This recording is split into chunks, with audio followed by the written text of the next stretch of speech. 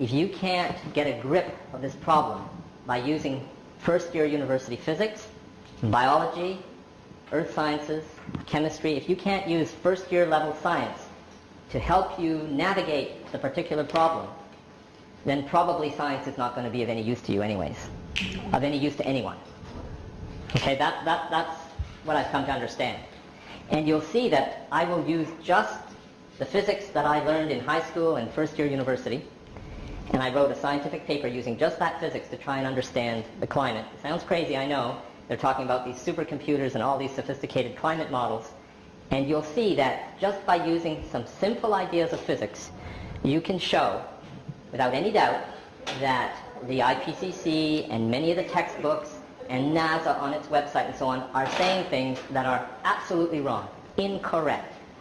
And so that already gives you a clue that maybe they're not thinking as clearly as they should be, and maybe this is, has some politics involved instead of just pure science. So we are going to do just enough physics to be able to do that. You see, in physics, we've come to understand something very important. There's a concept called energy, and energy can't disappear or be created out of nothing. And that's very fundamental. And it is a very powerful idea that allows you to do calculations that would otherwise be very, very complicated. Here's a basic equation that we're going to use to calculate the temperature of the Earth, okay? Intensity equals something called epsilon, which is the emissivity, a fundamental constant, okay? And temperature to the fourth power. That's a very important equation. What this says is that when a surface is at a certain temperature, any surface, this is a fundamental law of physics and how objects behave in the world. It says that when any surface, like the surface of this table, is existing at a certain temperature, it has a certain temperature, then it is emitting radiation at an intensity of this many watts per meter squared. So for every part of the surface, it's emitting a certain amount of energy per unit time in watts. Okay, so joules per second. Energy is coming off of every bit of the surface in this amount. And to calculate that amount, you need to know the emissivity of the surface. That's a property of the surface. And that emissivity has to be between 0 and 1. So the emissivity is bigger than 0 and smaller or equal to 1, depending on the nature of the surface. I'll explain that in a minute. This is just a fundamental constant. It's a known physical constant. It has a certain value. It's fixed. It's known. It's established. It's known to great precision. It's just a constant. And this is the temperature, but in this equation, the temperature has to be expressed in degrees Kelvin, which is a natural scale for temperature. You see, because when you express things in degrees Kelvin, the 0 means that things are so cold that the atoms don't move anymore. So that is the natural scale. To have a 0, that really means motionless matter. And then as you move up from there, you go to higher and higher temperatures in degrees Kelvin. And you take that temperature, the value of that temperature, and you put it to the fourth power. And that'll give you the value of how much energy is coming off that surface. So we're all emitting energy as we speak. So our bodies, which are at higher temperatures than the table and so on, we're all emitting energy. You can't see that light because it's infrared, because we're at low temperature compared to the sun, which is at a very high temperature, such that the light that it emits is at higher frequencies and is visible to the human eye. Okay, so that's a fundamental equation that we're going to use. And then there's something else you have to know, which is that a planet has something that we call an albedo. So eventually we're going to be modeling a planet, and the sun is going to be shining on that planet, and its surface is going to come to some temperature, and as a result of being at that temperature, the surface of the planet is going to emit energy at this rate for every square meter of that surface, okay? So that's what's going to happen. Now, this light that's coming from the sun, some of it gets reflected from the planet. So some of it gets absorbed by the surface, so some of the energy gets trapped and serves to warm the surface, and some of it gets reflected away from the surface and back into space. Now, I'm starting with a simple case of a planet that has no atmosphere, just to simplify things, okay? So this planet that has no atmosphere reflects some of that light, and the fraction that is reflected back towards space, that's called the albedo. Yeah. And so we'll give it a symbol A. Okay, and that depends on the properties of the surface. So different materials, different substances, sand, water, so on, they'll have different albedos. So you can measure the albedo of the Earth.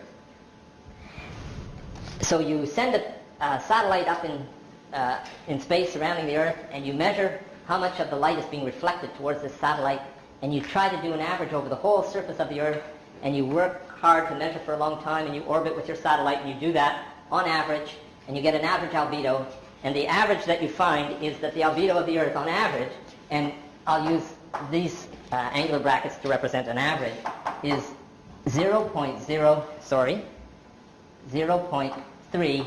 So 30% of the light gets reflected.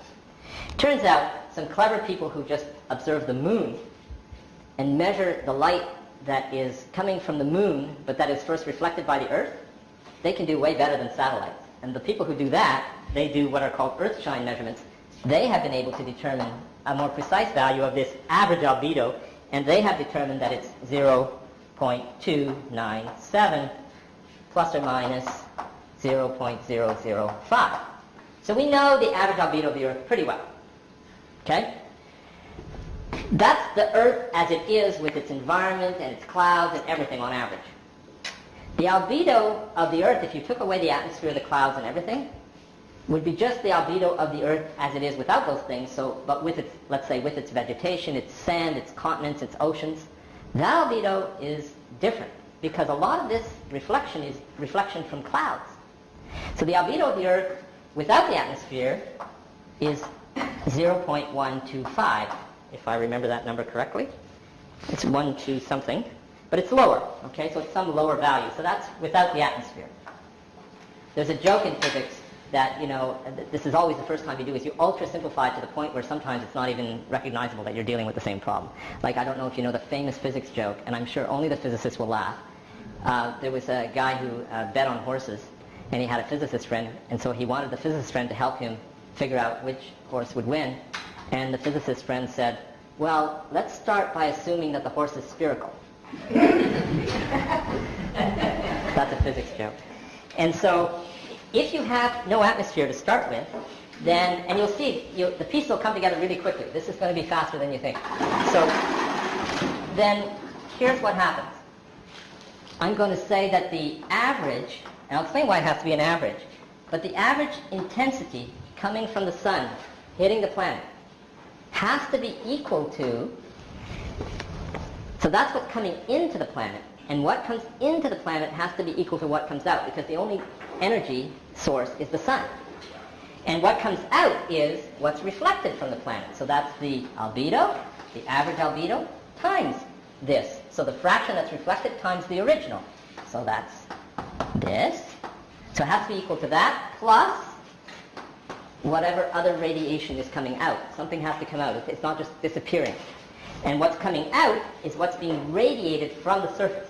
And what's being radiated from the surface is the emissivity of the surface of the Earth without an atmosphere, this fundamental constant, and the temperature of the surface of the Earth in degrees Kelvin to the 4th power. See, there's no other source of energy in this problem. We're not considering any other source of energy. So all the energy is coming from the sun, and that sunlight is coming and hitting the planet and causing it to warm, and as it warms, it emits more and more radiation from its surface, and there comes a point where it's emitting as much as that amount that it's emitting plus the amount that it never received because it was reflected is equal to the incoming amount, and then you've got an equilibrium, a kind of steady state, we call it, where you arrive at some temperature of the surface. You see, because if the temperature was lower, then the light would be absorbed by the surface until it gets hotter, until there's that balance. And if the temperature is too high, then it's emitting more than it's receiving, and therefore it'll cool. So because it can't, because in the end, you've got to come to an equilibrium, because if it's too hot, it'll cool. And if it's too cold, it'll heat up, because it's receiving more than it's giving. You see? So the balance of energy has to occur. This is called radiation balance. This is how physicists calculate the temperature of a planet out there in the universe anywhere. That's how it's done. So this means that this is a fundamental equation, that if you solve this equation for the temperature, you will have obtained the temperature of the surface of that planet. So you can isolate temperature in this equation and find out what the temperature in steady state of that planet without an atmosphere is. That's how simple it is. That's all you need to do. And when I was in first year physics, my chemistry teacher at the time, the first assignment was this fictitious planet without an atmosphere, calculate, and he gave some constants in a star that has this intensity and so on. He says, calculate the temperature of the surface of that planet. And we're like, what? How am I going to do that? And you had to go through this whole process in the problem set to figure out how to get the temperature, because at that time you couldn't just Google it. You couldn't just find the temperature of planet and Google it and then, oh look, all these calculations come up. No, you had to actually talk with your friends and find out if someone had a clue of how to do this, and what were you going to do and how were you going to figure this out and so on. And eventually some of us would be able to find the temperature of the planet, and then you hand in your assignment and see what happens. And when you do that calculation for the Earth, you get temperature of the surface of the Earth equals, okay, now before I tell you the answer, do you know what the average surface temperature of the Earth is now, the real Earth? Do you know what it is, roughly? 15. 15 what? C. What's C? Celsius. Okay. How many of you know the answer? I mean, I just want to see. How many of you have an idea what the surface temperature is? We'll do it again. So two people. See, here we are, we're 3 people. Doesn't it vary depending on the type of surface, like around the Earth, like it's different around the surface of the ocean? Right. Absolutely, and we're going to talk about that. And we're going to talk about what does this average mean and so on. But the first point I want to make is, we're all being bombarded with global warming and how terrible it is, and none of us know what the average surface temperature of the Earth is. Good God, you'd think that the CBC would once in a while tell you what that is, right? They don't. And they don't tell you what it means if they give you a number. But just for your information, the number that's given is, the classic number that's given is, it's about 14 degrees Celsius. Okay? Now that's the average surface temperature of the Earth. What do they mean by that? Well, what they mean is, at the North Pole, the South Pole, it's really cold. The equator, it's hotter. Winter, summer. You have to take an average over a year and over the full surface, and you can't count some of the temperatures more than others because that'll skew the average. But wait a minute, we're only measuring temperature at weather stations, and they're in certain places, and they're at airports near cities. And so how the heck do you get an average when you're only measuring, you've only got, let's say, 1,000 weather stations in 1,000 cities that you've been measuring on? How do you get an average? So turns out it's very difficult to calculate this average. Geographers are the usual ones that do it. They use sophisticated software, and they divide the surface of the Earth into these regions, provinces if you like, segments, and then they have to decide a temperature for each segment. So maybe there'll be 3 weather stations in this one, maybe there'll be 2 in this one, maybe there'll be 10 over here, and maybe there'll be a whole bunch of segments that don't have any weather stations where they're going to have to guess, and so on and so on. So if you're doing it from weather stations, you have to calculate an average that way, and you have to make sure that you're calculating it right. And some weather stations, okay, I'm getting off in a tangent here, but these weather stations are at airports, and the cities are getting bigger, and there's a thermal island around the city, so it's getting hotter near the weather stations. Okay, you got to be careful about that. Got to correct for it. You don't want that to skew your data, and so on. Some of these stations, the people who are manning the stations are not very good at their job. They're not very careful. They leave the door on the thing open. They do all kinds of things, right? And they don't point out when there's a problem, etc. You have to worry about all this. If you want good data. But in the end, most people agree that the average is about this, about 14 degrees Celsius. I would agree also that it's about this temperature, but I'm not sure if you could get it more precise than that. Okay? And the actual value is very sensitive to how you do this calculation and treat the data with the computer and everything. It's very sensitive to that. So I have a hard time understanding how, by these kinds of methods, you can see a 1/10 of a degree change from one year to the next, or anything like that. You see, I have a really hard time with that. That's a whole separate story. There have been papers written by statisticians who say that is strictly impossible. They just are not doing this. This is all bluff. There have been papers to that effect, okay? And in steady state, what strikes the Earth has to be equal to what leaves the Earth, because if it wasn't, the temperature would adjust until it was. Because if it was more that was impinging the Earth than what's leaving, then the temperature would increase until it's equal. And if it was less, then the temperature would decrease until it's equal. So this was the crux of my first year chemistry problem. You had to understand that. If you had to get that. You had to get it. You had to say, oh, yeah, right. That's why I can write this equation down. That's how this is going to work, you see? Okay? That's what this is about. So that's what this equation means. Now, you can solve this equation, and you see what we're talking about now, understanding this equation, that's where all the science is. That's where all the conceptual understanding is. That's where scientists should do most of their work when they're students learning this stuff, right? That's the important part. The math of solving for t is a detail. That's not the important part, whereas too often that's where we put the emphasis. But that's a comment about education. All right, so you solve for t. Of course, it's going to be in degrees Kelvin. You change it into degrees Celsius, and the answer is, all the NASA scientists, the IPCC, everybody agrees that this is the answer. You can't do the calculation any better than this. Okay? If you've got the right average albedo and the right average emissivity, and you do the calculation, that's what you get. There's not a more sophisticated way to do the calculation. That is the answer given by science with our present state of knowledge. Okay? So what is the energy which is required to bring the Earth from minus 19 to 14 average? So why is that not in that formula? Because that's not what we're talking about right now. Okay? This is an observation of what the Earth is today. This is the result of the theoretical calculation that we've been describing for an Earth without an atmosphere. But we're just in our minds saying, okay, that's the result if the Earth did not have an atmosphere. It's robust. It's a good value. This is what the Earth really is today.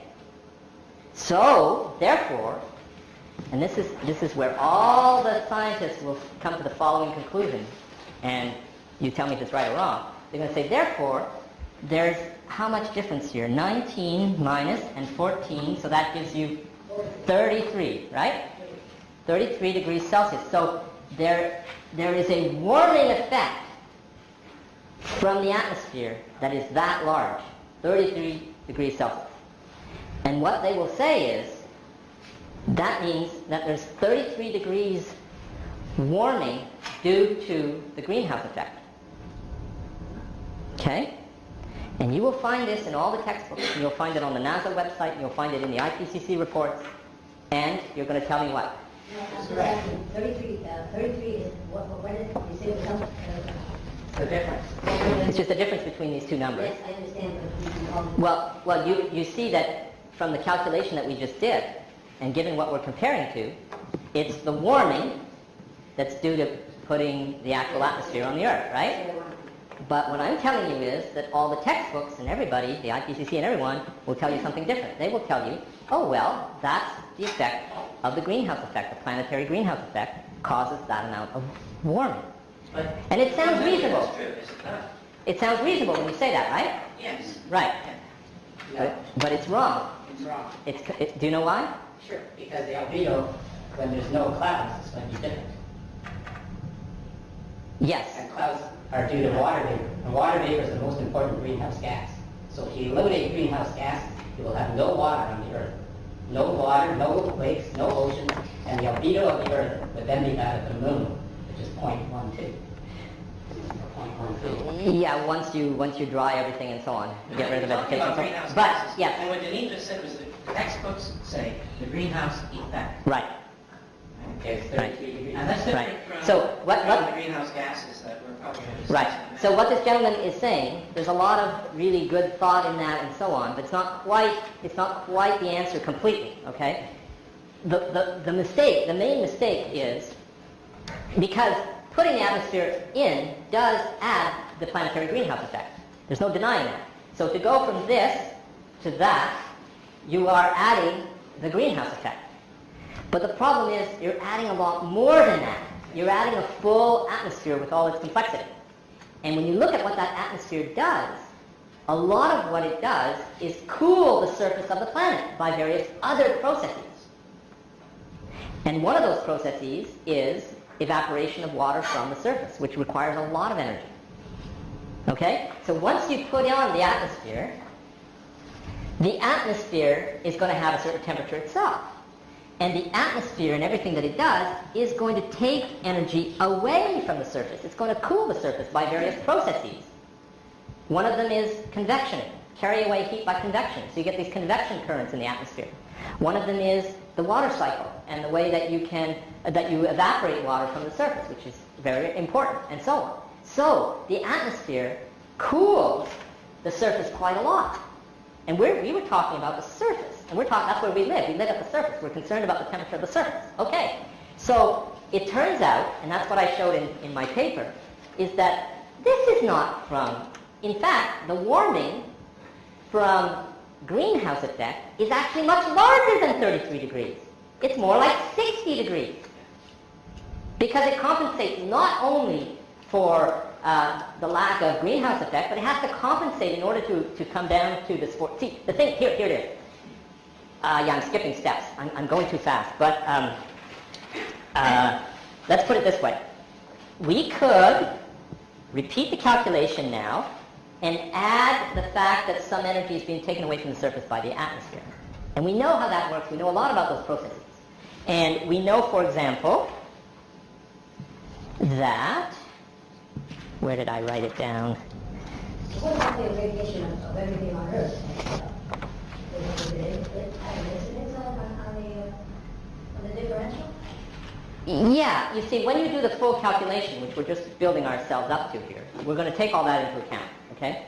So I'm taking initial steps just to introduce the concepts and so on. But let me tell you that the processes that we're going to add here that cool the surface, there are 4 of them. One is the atmosphere itself directly absorbs or reflects some of the radiation, like you were saying, okay? That accounts for 78 watts per meter squared. Another one is there's an increase in albedo from the clouds. That's another one that you were mentioning. That changes the albedo. Another one is atmospheric thermal, the thing that allows you to go in glider airplanes and have a lot of fun. That's at 17 watts per meter squared. These things have been measured quite accurately by satellite measurements and so on. And then there's the water cycle one, which is a full 80 watts per meter squared. So all of these are cooling effects due to the atmosphere. When you add those in and recalculate that equation, but you add those in onto the cooling side of the equation there on the surface, you can calculate, here's how we add it in. I could just show you the equation just quickly. So I'm going to use symbols instead of all these complicated, I'm going to use simpler symbols. A is the solar incoming radiation on the surface. So I'm going to write an equation for what happens at the surface. So this is what's coming in at the surface. So after I've reflected out some and absorbed some by the atmosphere, I'm left with 161 watts per meter squared impinging on the surface. Plus, the atmosphere is also a surface. It's also matter, like a table, and it's emitting infrared radiation. So there's light from the sun coming onto the surface, plus there's light from the atmosphere coming onto the surface. And part of that is from this infrared effect and so on. So that corresponds to the emissivity of the atmosphere times this fundamental constant times the temperature of the atmosphere to the 4th power. And that has to be equal to what is leaving the surface. So now I'm back to the emissivity of the surface, which I guess I denoted it that way, this fundamental constant, the temperature of the Earth's surface now to the 4th power, plus the cooling from the thermals, plus the cooling from the water cycle. And that becomes my new energy balance equation. Except that now this equation has 2 temperatures that I have to solve for. I have to solve it for the temperature of the atmosphere and for the temperature of the surface of the Earth. So this equation is the energy balance at the surface of the Earth with a simple atmosphere that is uniform and of a constant temperature everywhere, to simplify things. Okay? And then I write down another equation, which is the energy balance equation, or the radiation balance equation for the atmosphere. Because there's stuff coming into the atmosphere, stuff going out of the atmosphere. I write that equation down here, and because it's receiving infrared from the surface of the Earth, there's terms in there. So I will get another equation that's similar to this one that will have in it the temperature of the atmosphere and the temperature of the surface of the Earth. And that's 2 equations in 2 unknowns. And you've all taken algebra, and you know that if you have 2 equations and 2 unknowns, you can solve for those 2 unknowns under usual conditions. Okay? So then you solve for the temperature of this uniform atmosphere and the temperature of the surface of the Earth now in the presence of an atmosphere. And you get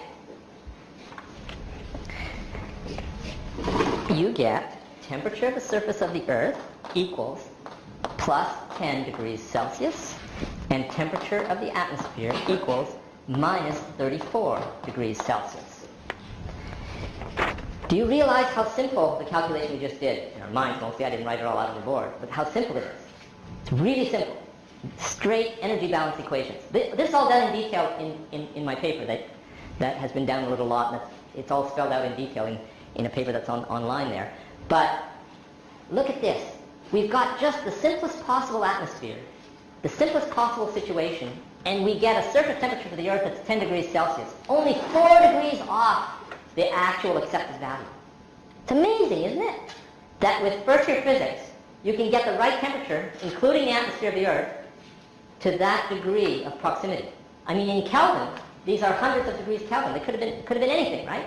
When you put it into Celsius, it's almost the same. So this is quite remarkable. This is a remarkable thing that you could get that close with such a simple calculation. And then you just go from there. It just gets better and better as you make the calculation more and more realistic. So now next step, we'll take the atmosphere to be a little more complicated than just a single uniform atmosphere, a shell. We'll take 2 layers, and they'll be allowed to have 2 different temperatures.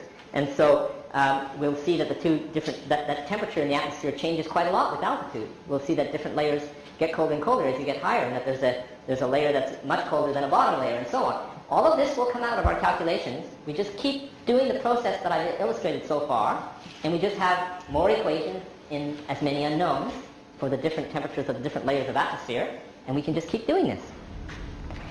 And what is surprising is that you get the same answer as a professional climatologist using a supercomputer with all his sophisticated circulation models and everything, okay?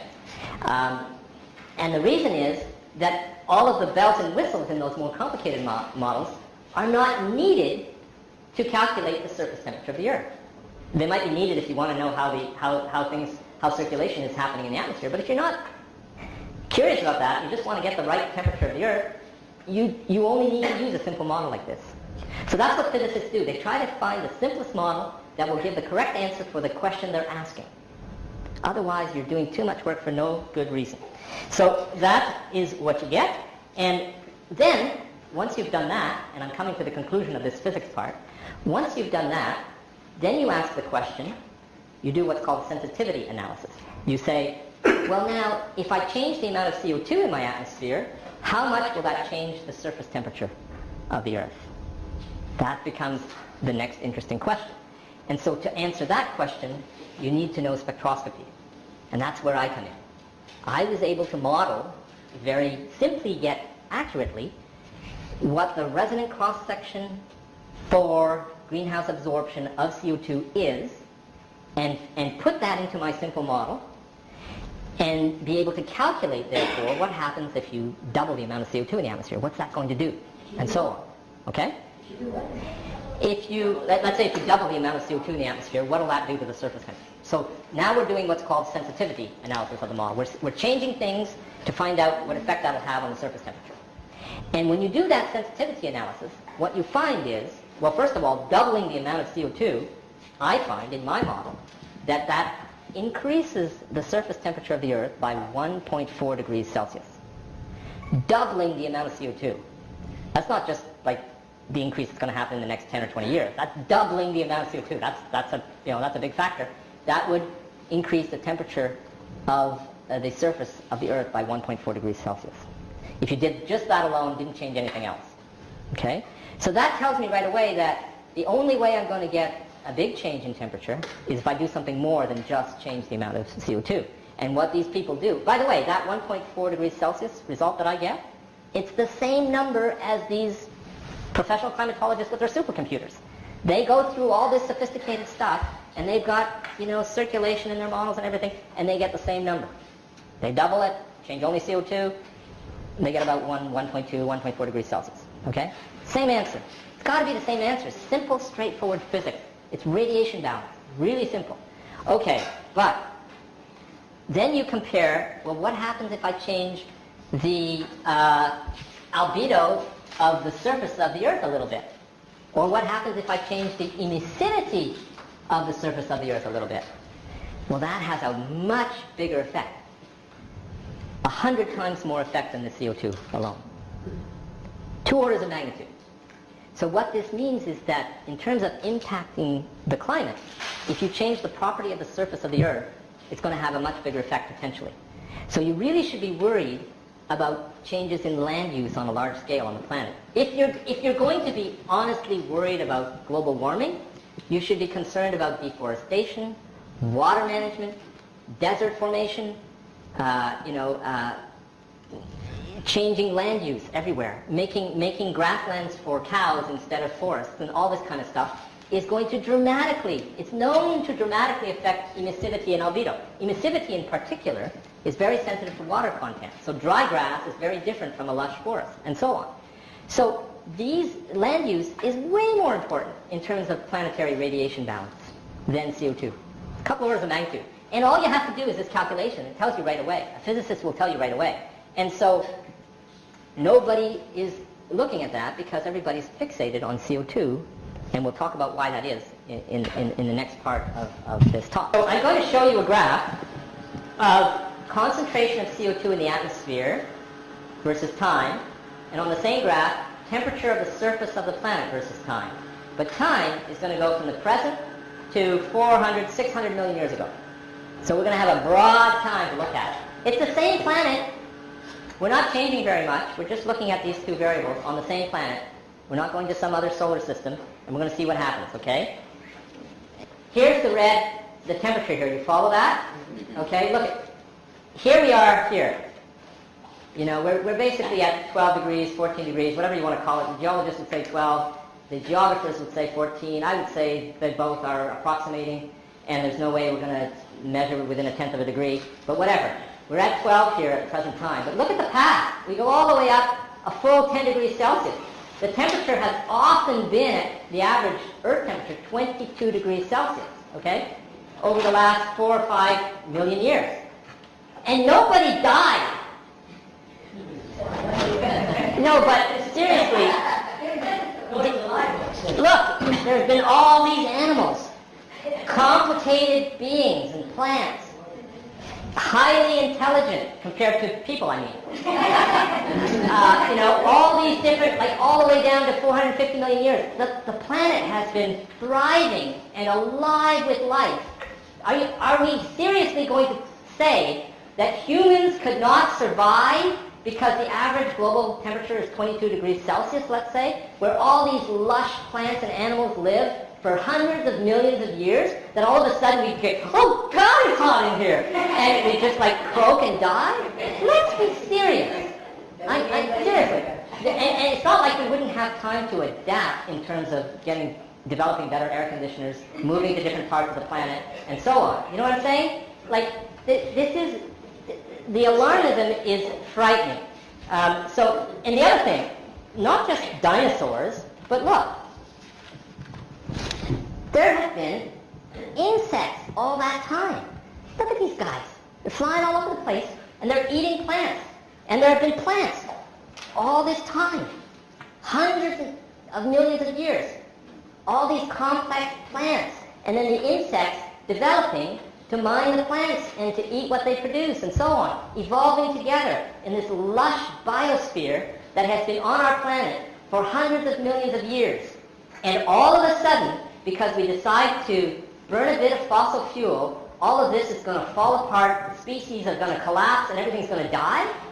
These stories about the past that depend on interpreting a fossil record and so on, is really hard to do. So I want to start, instead of arguing about those details, I want to start with the overall observation that there's been a lush life, a lush biosphere on the planet for hundreds of millions of years.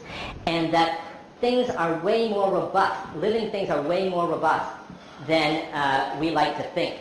For example, it's the large animals that are more susceptible to having problems, right? Like now, it's the large mammals that are in the greatest danger of extinction.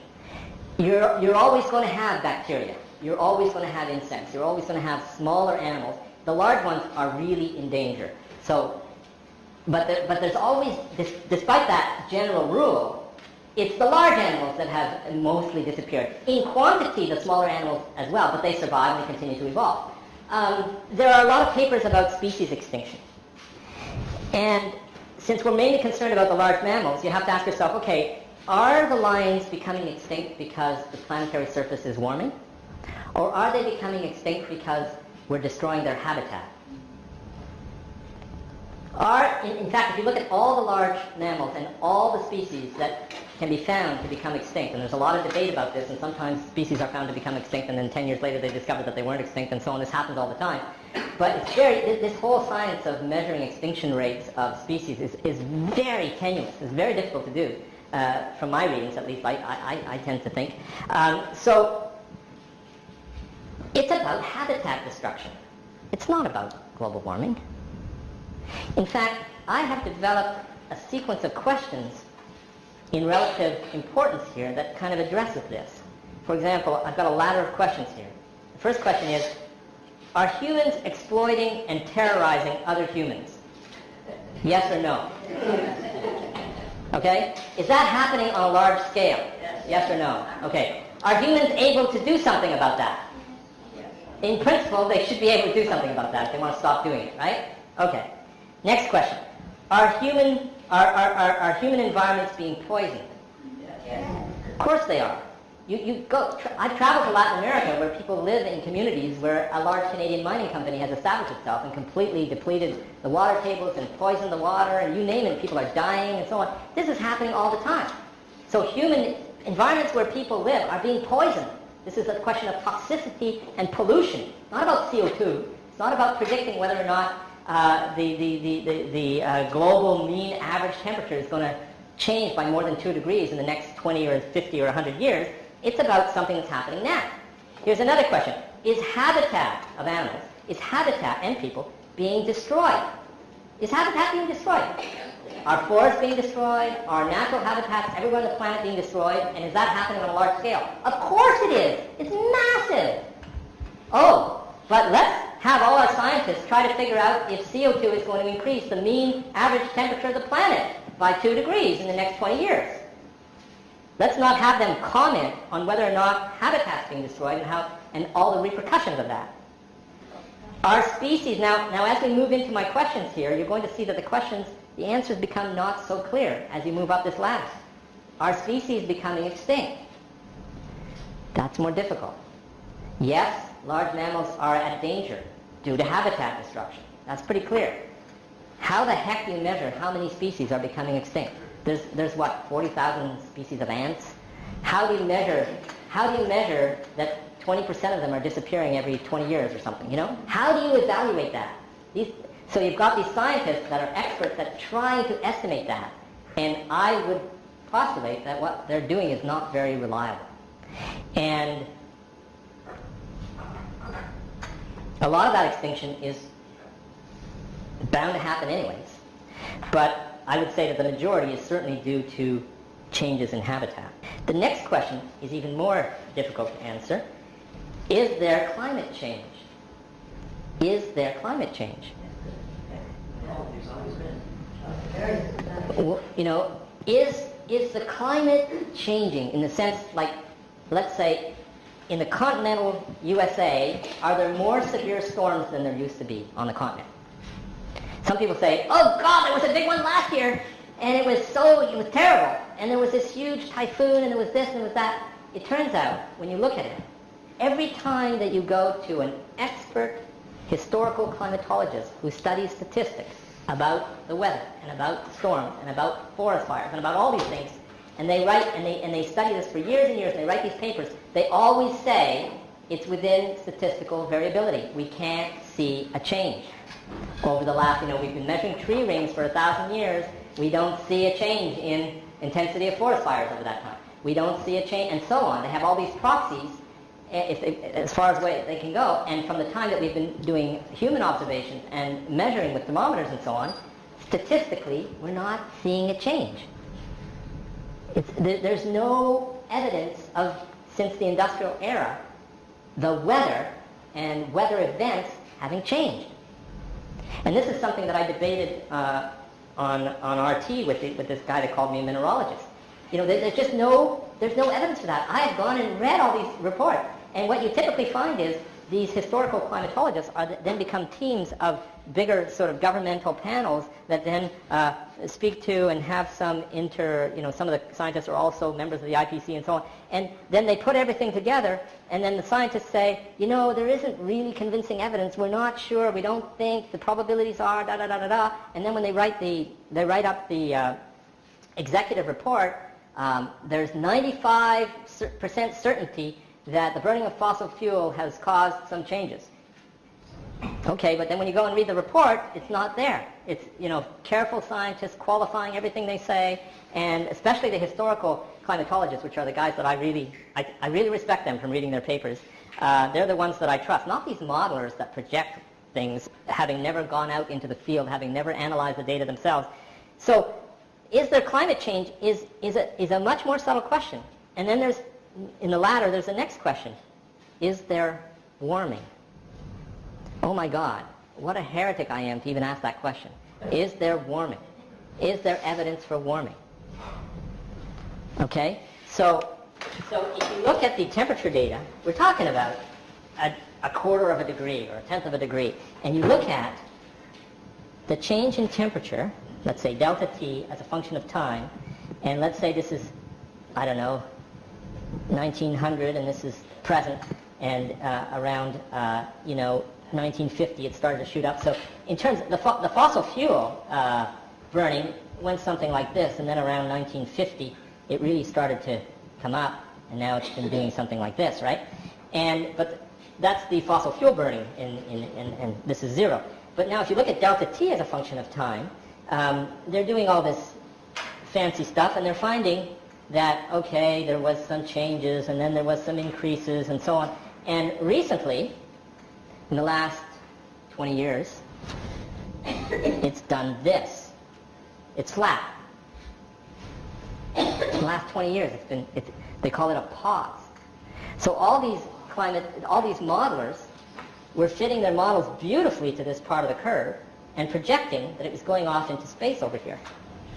And they were all projecting that and saying, look, it's clear, it fits, and that's where we're going. 20 years from now, we're going to be up there. Okay? And then what happened? This happened. It didn't really happen. I want to talk about that. But that happened. And then you look at the top physics paper, one of the top ones, Nature. And all the papers, starting around here, a whole bunch of papers are trying to explain, how did the modelers get it so wrong? I mean, we have to admit we got it wrong. How did that happen? So then you've got all these papers about how did we get it so wrong. So first you've got all these papers about how we're so clever and we're getting it all right, and then you've got all these papers about how did we get it so wrong. And it's not like they're able to do it any better now than they did 20 or 30 years ago. I mean, this is pretty tenuous stuff. Now, how did this happen? We're talking about really small variations in temperature, and this is the average. I'll give you my personal opinion about what's going on here. I think that this data is highly sensitive to how you treat it, how you decide to correct for altitude, how you decide to correct for the fact there's only 1,000 weather stations, how you decide to put in these other things, and so on, how you decide to correct for the fact that old thermometers didn't work the same as new thermometers, how do you decide to correct for the fact that originally we were measuring the temperature of the ocean surface by using a bucket, pulling the water up, putting it on the surface of the ship, and sticking our thermometer in, and so on, and this has a systematic. How do you correct for all these things? Plus, how do you correct for how you do that averaging over the surface, which is the most important thing? Well, I think everyone was happy to follow this path and correct away in a way that produced that path. The problem is the data is not really doing that. So there comes a point where you just can't correct that much anymore. And so you can only fudge so much. And I think this is a fudge plateau. I think that's the limit of how much you can fudge. But if every time I've gone and studied the historical climatology reports and their original papers, and then typically you get this big national report of all the climatology studies put together, and then you say, okay, those are the conclusions. Now let me look at some of the individual papers. You go to the most cited individual papers, and they say more along the lines of it's not changing. And I've done this several times, and every time that's what I find. When I take the trouble to go and read it, what the politicians are saying in writing the report is different from what the scientists are saying who actually did the work. So I don't believe that. and I won't believe it until I see it, you know. And every time I talk to, this is the Wikipedia list of all the scientists that kind of oppose the mainstream view. And a lot of these people I've talked to personally, like Richard Lindzen, I interviewed him. I used to have a radio show every week, and I interviewed him for an hour, and we talked for a long time. He's at MIT, and he's quite a guy. I'm in that list too. And there's all these people who, when I talk to them, and I've talked to several of them, they tell a very different story from these IPCC reports. And they're amazed at how, and some very famous people, I could give you examples. I have this climate blog where I sometimes talk about these people. Does Paul have his list? Paul? Do you have a list of names? But, I can't write these names? Well, everybody else, I guess. but what I'm trying to, well, let me put it this way. For example, there was this study that said that 97% of scientists agree that there's global warming. And I said, wow, man, I got to look at that. So I went and read the paper. And they're citing sources, so I went to read the sources.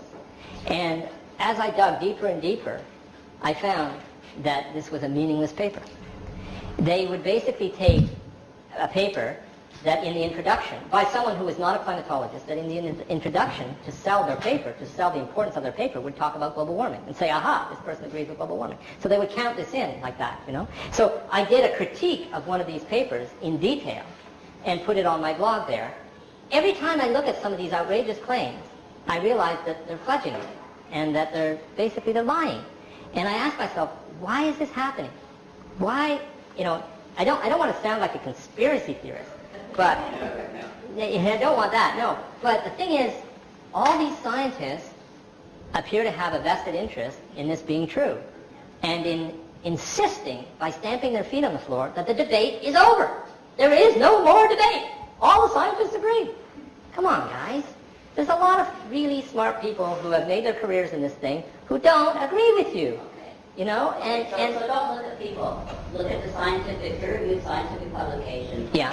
Are on climate change that are for, they're saying it's happening and they're saying That's right. And And that's so there not are, 97%. No. That's like thousands and thousands to a few. no, not at all. That's not true at all. I reviewed a paper that did that, and critiqued it. It's nothing like what you're saying. In fact, it's much more like. Well, you'd have to read what I critiqued there, and I don't want to open it up and start reading it, you know. But it was more like, who are the reputable climate scientists? Well, they're the people who have published at least, let's say, 200 articles in the field. And, okay, who are these people, whether they're the big leaders of labs and so on? Okay, now if you look at the people who are deniers, are they famous people like that who have published that much? Generally not. Only 10% of them have published more than 100 papers, you know? And so they qualify it like that, and they use these artificial criteria. But what I would say in answer to that is, well, there's 10% of scientists who published over 100 papers in climate science who don't agree. That's significant, guys. Come on, like, think about this. They're not, you know, they're going against the current, and they're saying something that's unpopular. They're going to be opposing referees when they try to publish their papers, yet they insist on saying something that is against the current. You have to take that into consideration. These are the kinds of arguments I think that we have to think about. So this whole notion that the debate is over, I think, is just pure nonsense. I agree. You know, the debate is over. Everyone agrees that the Earth is round. Everyone agrees that the Earth goes around the sun. The debate is over on those questions, okay? Those questions, the debate is over. There's lots of questions where the debate is over. And there's a whole bunch of other questions where it's far from over, and we have to wait and see if some of these people who are funded the way they are will come to their senses one day. That's what I'm saying, that the temperature, the water is getting warmer, so they have less ice, right? But you said that, No. I understand correctly, you said that has nothing to do with the global warming or CO2 or something. Well, there's two things in answer to No, the you ice. didn't say that. One is the ice covers in the last year or so have been more than in the last 10 or 20 years, okay? Like, they're breaking records in Antarctica, they're breaking records in the North Pole. There's a lot of ice cover these days, okay? That's one thing. Secondly, with regards to ice and snow in the Arctic and so on, there are effects that are, I think, greater than warming that you can't even detect. Local climate effects that are going to be due, for example, when you're talking about ice and snow, that's a very high albedo. If you have a little bit of pollution in terms of particulate matter, like if you have huge forest fires in Africa, and you're spreading that stuff on the ice, that's going to change the albedo of the ice quite significantly, and that is going to have a huge effect because it's about radiation. The sun is the greatest mover of everything on the planet. How hot you feel when you go outside depends on whether or not the sun is shining on you, more than what the weather person said that the temperature was that day. Radiation is huge. There's like something like 500 or 300 watts on average per meter squared striking the Earth. It's a huge amount of energy. The amount of energy from all fossil fuel burning is like 0.006% of the energy of the sun striking the Earth. It's minuscule in compared to the effect of the sun. So you can do these calculations very, very quickly, and I did them in several of my papers. Let's keep things in perspective. People want to believe that humans are important and are having these big effects, but we're just not that important. And the place where we are important is we're able to kill each other. We're able to do serious damage to other people. And that's where we have the biggest effects on people's lives, and that's the kinds of things we could change easily, much more easily than trying to control what our planet is doing. See, we're not paying enough attention to the concept that this is a planet. It's freaking huge. It's got its surface, it's complicated, it's vegetation. Look, when I studied the boreal forest, just to give you an example, okay? We said, okay, we've got a fairly small region here with thousands of lakes in it, and we've picked 100 to study them. And the researchers that are collaborating with us, who are soil scientists, have gone and taken 100 samples in the same region. So we're going to try to figure out if the chemistry of the lake and the chemistry of the sediments of the lakes and the physical properties of the sediment is related to the soil in the same region. So we're going to try to correlate the soil type and the soil geochemistry to what's happening in the lake. Let's do that. And I had a bunch of students, and there were really clever science students that were hired during the summer, and they went through all this data, and they're using this sophisticated software, and they're looking at all this. And I said, now you've got to find the relationships. Be creative. Go out there and find the relationship between the soil and what's happening in the lake. I want you to figure this out. It's your job. And I remember there was a team of 2 at one point that I put on this, and they were working together. And he had a crush on her, but that's a different story. And they weren't able to find any connection. And I kept telling them there has to be something. Look at the heavy elements. Look at the organic content. Look at everything. It's the water chemistry. Do it. I mean, figure out what the connection is. There has to be one. A lake is affected by its catchment area. Come on, find a connection. They couldn't. And finally, they figured out what was going on. I didn't, because I wasn't with the data. I couldn't figure it out. And they came to me, kind of afraid to announce this bad news. And they said, Denis, they said, we're never going to find a relationship because the soil changes from spot to spot. They went in there and took 100 samples in the same region, but it was nowhere near the 100 lakes that we happened to pick. We're picking the nearest ones, but between the soil sample that we picked and the lake that we're trying to correlate it to, there's 10 other different kinds of soil here. And there's streams going by, and there's all kinds of stuff happening. We can't find a relationship. And we think that's why. And I said, yeah, that makes sense. And then as I read more about the data, I figured out, if you're going to do that kind of study, you have to actually have the soil scientists studying the soil right next to the lake or stream. You can't just do it like that and hope that in a geographer's average way you'll be able to figure something out. You can't. It's way too complicated, okay? In terms of CO2, most of the time here, we had 20 times more CO2 in the atmosphere than we do now. And these animals and plants were flourishing like crazy. I don't think we would die from it, okay?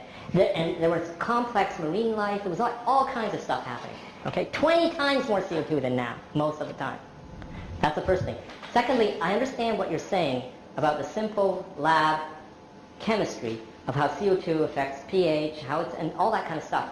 But the point is, in nature, it's always much more complicated than that. It's not a test tube. There's hundreds of reactions happening. I know, as a theoretical geochemist, part of my team, we were modeling these reactions. We actually did geochemical modeling of sediments and water columns and everything, and we had to add all those reactions in and see how everything fit together. And I was always amazed to see that this was horribly complicated and was nothing like a test tube, and that it was incredibly robust as well. The buffering reactions are very powerful. So you couldn't predict what was going to happen, even in these models. Imagine what it's like in nature. Okay, well, then let's like the shellfish or, what So about the oyster industry off the west coast? I don't deny that. Look, They're not, the pH is too acidic for them to be viable anymore. I mean, a lot of the people... my reply to that is that's probably a lot of crap. in the sense that you're probably dealing with a toxicity, not a change in pH. I studied a lake in Japan, Lake Biwa, the largest lake in Japan, one of the oldest lakes in the world. They had an oyster industry there, and they wondered why it died. Okay, so we had to look at that. Well, it turned out that, and they thought, well, you know, there's more and more development on the lake, even though we try to protect it. Maybe, you know, there's more farming, there's more in-stream, there's more this, there's more that. What's going on? Well, it turned out that it had collapsed. The industry had collapsed just after a major typhoon. And the major typhoon had stirred the water in this very deep Lake Biwa, stirred up some of the sediment, caused some reactions that normally wouldn't have occurred in a sediment that is not stirred, and that changed the chemistry to the point where now that was fatal to those oysters. So every time there's a major storm, the oysters fail. Had nothing to do with anything else that everyone was worried about. And it took us a while to figure this out, but that was the answer. So, you know, let me give you another example, which is one that I've written about. And this is one that David Suzuki likes to mention. There's great success, but I say, no, it was nothing like that. It's this whole thing about acid rain. You know, acid rain, well, that's right, you don't hear about it anymore. Well, let me tell you the story, okay? So, acid rain is going to kill the entire boreal forest, the biggest ecosystem on the planet. Oh my God, we've got to save the planet, we've got to save the ecosystem, acid rain. The Americans are burning coal like they're crazy, and it's producing all these sulfides, and the rain is acidic, and therefore it's destroying life in the boreal forest, and it's the Americans' fault. And so we have to control emissions on these coal mines, so we go in and we control emissions, and we stop the acid rain, and so on. Okay, what really happened? First of all, you couldn't, the acidification of the rain was so weak at the time that it was worse that you couldn't measure it. There was a Canadian team that had to go and find a pristine lake in northern Ontario just to be able to hopefully try to measure if there was an acidification effect on this lake, and they could never see one, okay? First thing, you couldn't see the effect. Secondly, the boreal forest was affected dramatically. And it had nothing to do with acidification. It had to do with a cottage industry, overfishing, land development, mining development. It had to do with all these things. And it destroyed fish stocks in the boreal forest. And it destroyed a lot of the lakes and so on. But it was all due to this human activity. It had nothing to do with acid rain. Meanwhile, everyone's going, acid rain, and totally ignoring the mining industry, totally ignoring everything else. And it was perfect, because acid rain was something in the sky. And scientists were occupied trying to measure its effect. And it was so subtle you couldn't see it. And so they were arguing for more money to see it better, because they were sure this had to be the problem. And so they spent decades and decades studying these pristine lakes. Meanwhile, there's this, you know, all-out destruction on the boreal forest that just happened, irrespective of all that. Okay? This is another example like that.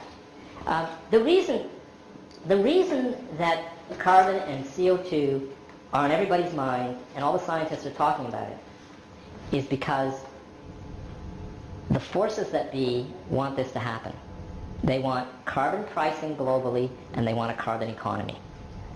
And this is a geopolitical lever by the United States. And when you fund, if you ask yourself what science is going to be done in Canada or the US, what's the answer? The science that will be done is a science that's funded. Period. There is no academic freedom in science. There's only an illusion of academic freedom. Okay? So if the funding agencies see global warming studies in a positive light and they fund that, that's what's going to get done. If you say to the funding council, as a scientist, I make a grant application and I say, I don't believe the way that the statistical method in which the average Earth temperature is being evaluated by these guys. I want to go and get the raw data. I want to put a team of postdoctoral fellows and students. I want to learn advanced statistical techniques. I want to go in there and test different scenarios of doing the averages and look at this in detail with a physicist's eye, collaborating with some mathematicians, and I want to get to the bottom of this. I just don't believe it. If I write a nice grant application and present that and have top-notch collaborators from around the world that are mathematicians, statisticians, and so on, they will say, there's no interest in that. What are you, crazy?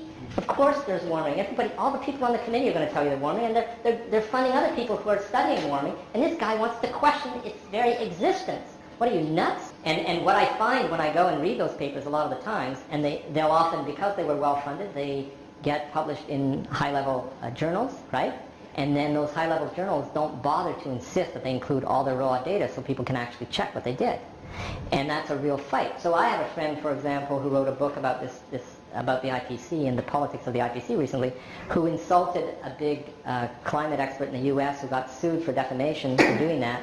And then people from around the world sent him hundreds of thousands of dollars so he could defend himself. Tim Ball is who I'm talking about. And so Tim Ball said, I'm going to defend myself, and my defense is truth. So I want to see your data. Let's have the data. So people funded him so he could get the data. Well, he's having a heck of a time getting data. Even in a lawsuit where you have a legal obligation under discovery to get the data, they're just not giving the data. So it's a premise of science that another scientist has to be able to check everything you did. And when you can't even get the raw data, and you can't even know what algorithms they use to fudge that raw data, or to manipulate it, or to put it into their program, and you can't know what the code of the program is, and you can't know anything unless you're part of the in-group who is, sworn by your professional ties never to break these vows, but you're going to be critical of them, that's the situation we're in right now. That's the situation we're in. And I've seen this a lot in my scientific work, well, ClimateGate was a good example of this. You've heard of ClimateGate. I don't know if you studied the papers from ClimateGate, but, a postdoctoral fellow decided to leak a bunch of emails from these senior scientists at the Climatology Institute in the UK, and these senior scientists were discussing how they were going to fudge the data, why they needed to fudge the data, how they were going to justify fudging the data, and how the people who were critical of them, they were going to block their publications, make sure they don't publish in the good journals, and how they were going to achieve this, and so on. This was the ClimateGate emails, thousands of emails that someone with a moral sense decided to make public, and the scientists involved were like, oh, this is normal, there's no problem here, this is how science is done, of course we have these discussions among ourselves, but we're completely ethical when it comes to what we actually do, but we have these, and so on. Come on, guys. So we got to see how a lot of this is happening. Well, that's what science is like. It's a dirty game. And if you don't realize it's a dirty game, it's because you're so blind, you've been blinded by the game itself. Right? I've seen this kind of stuff even in archaeology where there's absolutely nothing at stake. And so the exact same scenario you just described where, some professor tries to block other guys for publications because he's upset that they... No, but there is a lot at stake. It's always the same thing that's at stake, is careers. Oh, yeah. It's about careerism. That's what's at stake. This is what drives the profession. And so you've got the funding agencies and their councils and their committees decide where the funding is going to go, and then the people who want to advance their careers jump in there and do what's needed and make sure that it gets done the right way to advance their careers. This is the establishment of science. This is how it happens. And if you are critical of it, you get ostracized, and you don't get published in the best journals, and you don't get a lot of funding, and so on. And that people on that list that I showed you, that's the situation that they're in. Well, they get their funding from the fossil fuel companies, don't they? No. Like, does the fossil fuel companies No.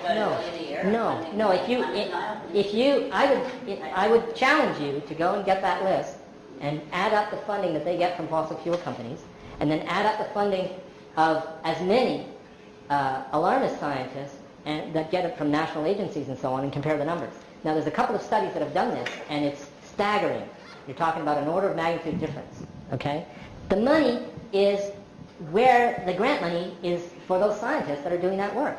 The majority of scientists are pushing this thing are getting funded. That money's coming from somewhere.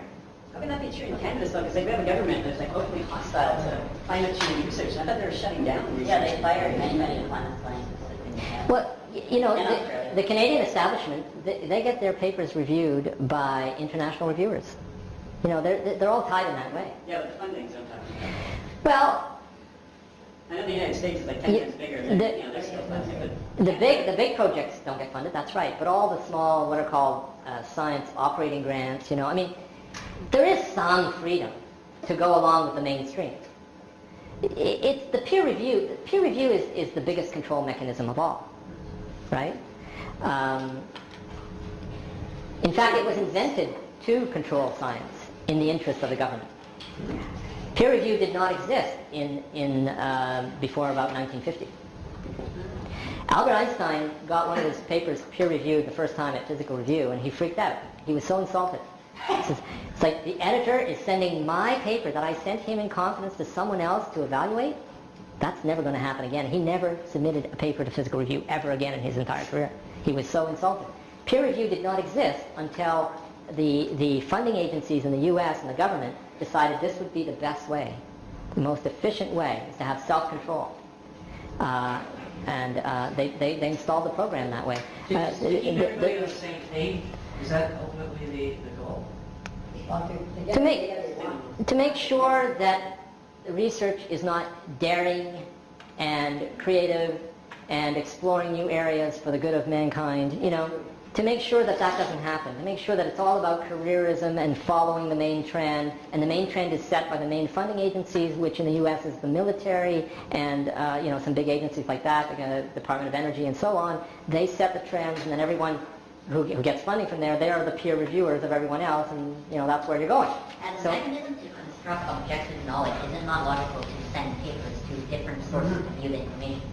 Yeah, but that's what you do when you do the scientific work. You're constantly... Well, when it gets published, it's still going to go to other scientists, and other scientists are going to read it. So the mechanism is in place to study them. No, that's That's not... arguing that it's been corrupted from the original. No. The purpose of peer review is not that at all. See, what you had before, which was much better, was all this discussion that you wanted to have. If you wanted to have it, you had it.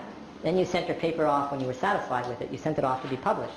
The editor had to, as a scientist, evaluate if this was scientifically sound enough to be published.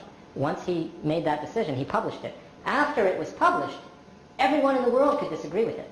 Everyone in the world could give their opinion about it. Everyone in the world could repeat your experiment to see if it was true, could do whatever they wanted. That's where the scientific discussion came from. But the way it works now is you can't even get published for everyone to be able to see it. Okay? So once peer review was installed, a lot of people just couldn't get published in the journals that people were reading and in the journals that were widely distributed, because the peer reviewers were competitors of these authors and so on. It's an internal kind of censorship, blocking, competitive kind of nastiness. It was routine for review. It still is routine for reviewers to sit on papers, not review them for months and months. In other words, to stall while their students are repeating or using the good idea and then publishing before. There's lots of cases of that. It's well documented. How do you know what the reading is correct then? Huh? How do you know what the reading is correct? Accurate. When you get it from the author. This is the trick. In science, you have to decide for yourself. You read the ideas, you read the content, you read the logical argument, and you have to decide for yourself if you're going to agree with this scientist or not. You don't believe it because some committee has reviewed it and it's published in a good journal, which is what people are doing now a lot of the time. Okay? A lot of career scientists, they don't even ask themselves if it's true or not. They just say, well, it was published in Physical Review Letters, or it was published in Nature, or it was published in Science, so I know everyone's citing it, so I'm not going to oppose it, I'm going to use it. Okay? The question of truth is not entering anymore. It's, what do I need to do to publish in the best journals? And what do I need to do not to upset the people who are publishing in the best journals? Okay? And because they're the leaders, they're the ones that are getting good funding and so on. And it doesn't matter if it's not scientific. Of course it doesn't matter. It's completely secondary. It's a career. It's a career. It's an establishment. It's not a machine that seeks truth. Truth is a character defect. Someone who searches for truth has a character defect. They're at a disadvantage. They're going to publish less. They're going to give themselves more trouble. They're going to have more sleepless nights. They're at a real disadvantage compared to these guys. You have to distinguish between the architects of the system and the players within the system. Most of the players within the system are following something that they feel is the right thing, and they have justified it to themselves. But the architects of the system, like when peer review was installed, are working at a higher level and for different reasons. David F. Noble is a historian of science. He has explained this. He studied it. He wrote a paper about how peer review was started and why it was started. So you have to look at institutionally how it was created.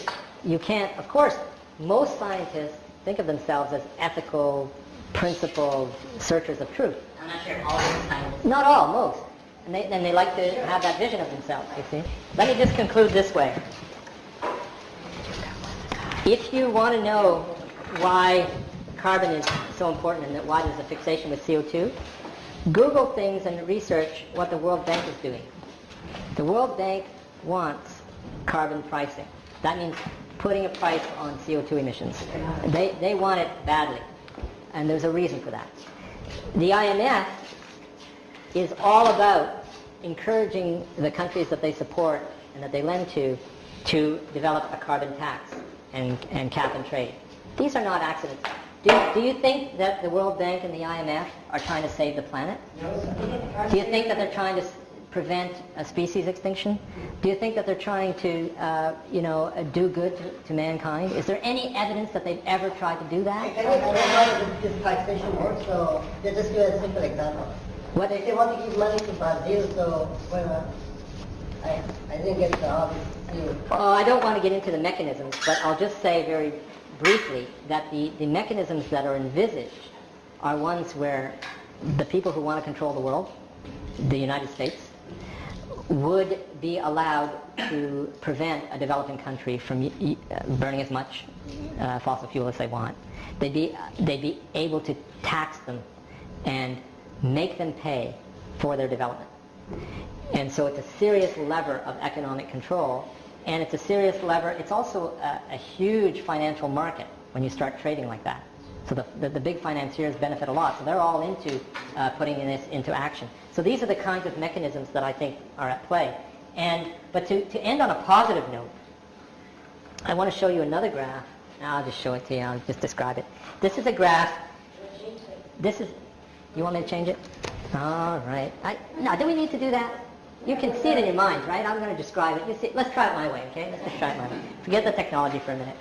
I'm going to show you a graph of public opinion in the United States on different issues. So the graph is as a function of time, and people are asked if they're more concerned about, do you worry about the following things? Drinking water, lakes and rivers, air, rainforests, and global warming. And I'm happy to report that global warming is way at the bottom consistently over the last many, many years. So Americans have the common sense, despite all the bad things we say about them, they have the common sense to realize that drinking water, their own drinking water, lakes and rivers, air, rainforests are all much more important and more of a concern and to worry about than global warming. And the other thing that you'll notice when you look at this graph is that it's got regular spikes in it. And guess where the regular spikes occur? Every 8 years when you change from a two-term president to the next one. What does that mean? What a coincidence, eh?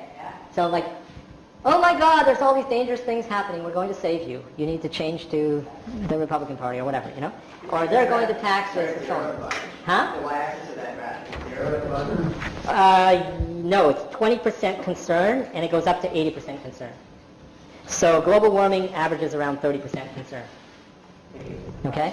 So that is to end on a positive note, so that there is some hope. Not everyone is educated, and the uneducated will save us. Because they've got common sense. They know what's really killing them. They know what the problems are in their lives. They're not over-intellectualizing. We are not going to do anything when it comes to this, because we don't matter. Okay? There's an establishment that is taking care of this. And, the IPC reviews the same equations that I put on the board, and then they say nonsense about them, like that 33 degrees is due to the planetary greenhouse effect entirely. I could read their statements for you. I've written them in my papers. It's incredible. So this shows you that truth doesn't matter, clear thought doesn't matter. These are political documents. What more can I say? That's all. That's my message. I can't tell you any more than that.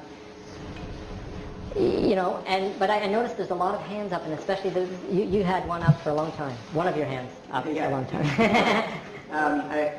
Sorry, there's a lot of it, but I think what I'd like to ask you is, one of the things that's coming out of the fear of potential climate change is a push towards renewable energy. Would you think, I don't know how to form this question, but I'd like to hear your thoughts on that as one of the results of the fear. I think that renewable energy is a load of crap. Okay? I think that wind energy is just another industry. They don't look at the life cycle of making these instruments. They don't look at the labor conditions of the people who make them. They don't look at the frequency of accidents that occur. They don't look at the environmental impact of the noise and other effects of these fields. They don't, and this is typical. This is typical. Like if you have these policies that the World Bank wants to put into place, and you say, well, no problem, we'll just put carbon out of the atmosphere by growing forest over here. Well, what does that mean in practice? It means you go in where there are farmers, local farmers, and you disown them from their land. And you throw their families out, and you put them into garbage slums, and you steal their land. And you grow forest there because you're getting international fund money to do that.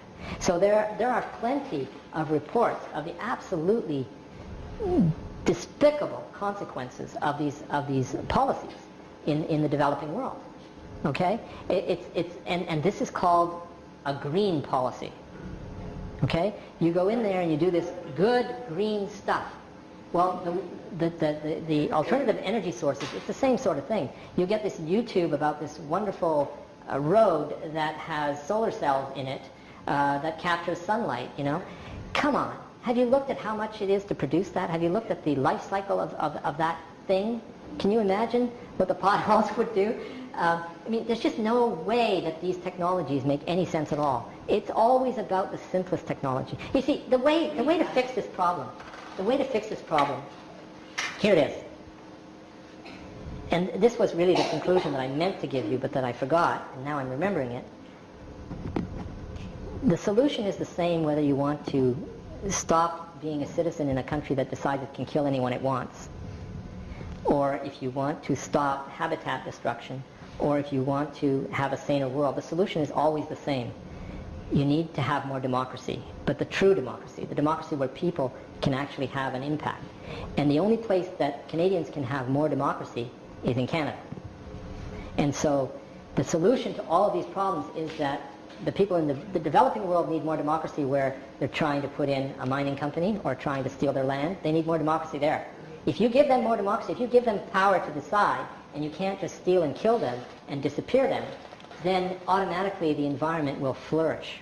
There will be the best possible preservation if you have more democracy. For example, if you're fair to Aboriginal people in Canada, and instead of putting them on reserves and continuing their genocide that we have perpetrated against that people, if instead you do reparation and you treat them fairly as they should be treated under international law, then you automatically have huge preservation of territory, huge preservation of ecosystems, and a stalling of this all-out destruction by mining companies and so on.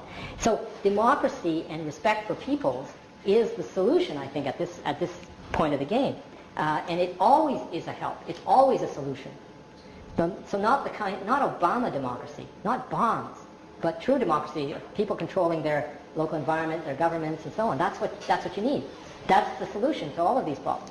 So it's not about a new technology. It's not about David Suzuki telling us what kind of carbon trading scheme we need in Canada and what kind of windmills we need and all this kind of stuff. That's not going to help. I'm sorry, but things are not going to get better with those schemes.